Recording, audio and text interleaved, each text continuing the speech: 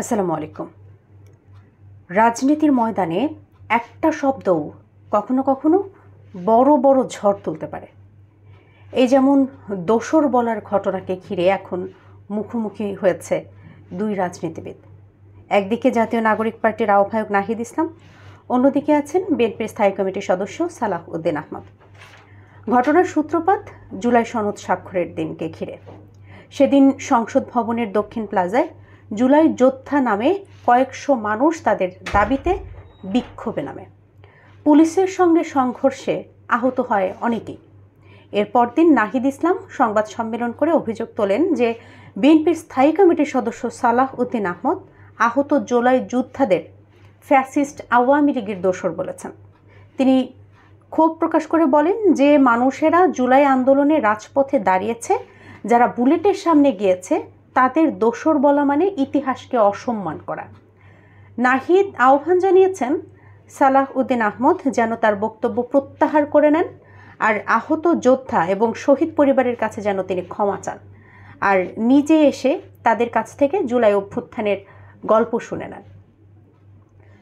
আজকে রবিবারে গুলশানে বিএনপির কার্যালয়ে সংবাদ সম্মেলনে এই বিষয়টি পরিষ্কার করেছেন সালাহ উদ্দিন আহমদ। তিনি বলেছেন যে আমাকে যে ক্ষমা চাইতে বলা হয়েছে আমি এটাকে স্বাগত জানাই। এইভাবেই রাজনৈতিক চর্চা হওয়া উচিত। তিনি দাবি করেছেন তার বক্তব্যটাকে ভুলভাবে কেটে এবং বিকৃত করে প্রচার করা হয়েছে। তিনি ব্যাখ্যা দিয়েছেন এই ব্যাপারটার। তিনি বলেছেন যে আমি কখনোই প্রকৃত জুলাই যোদ্ধাদেরকে ফ্যাসিস্ট বলিনি, বরং বলেছি তাদের যারা বিশৃঙ্খলা করেছে তারা জুলাই যোদ্ধা নয়, বরং তারা ফ্যাসিস্ট শেখ হাসিনা ফ্যাসিস্ট বাহিনীর লোকজন।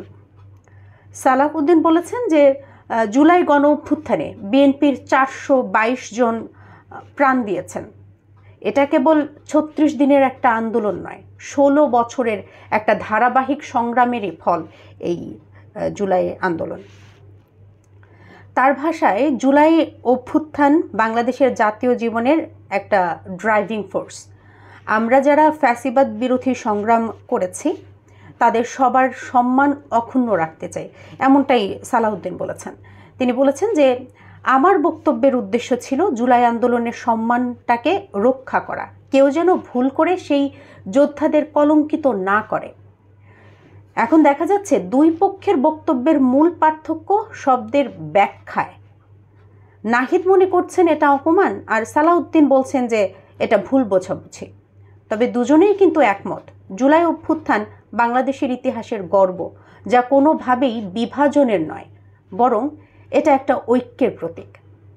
শেষ পর্যন্ত একটা প্রশ্ন, রাজনীতিতে আমরা কি শব্দের লড়াইয়ে জড়িয়ে মূল বার্তাটাকেই হারিয়ে ফেলছি না তো? নাকি এই বিতর্কই আমাদের মনে করিয়ে দিচ্ছে যে গণতন্ত্র মানেই হলো কথা বলা, শোনা আর বোঝাপড়ার জায়গা তৈরি করা? কমেন্টে আপনার মতামত জানাতে ভুলবেন না। দেখা হবে পরবর্তী আপডেটে। সে পর্যন্ত ভালো থাকুন। ধন্যবাদ সবাইকে।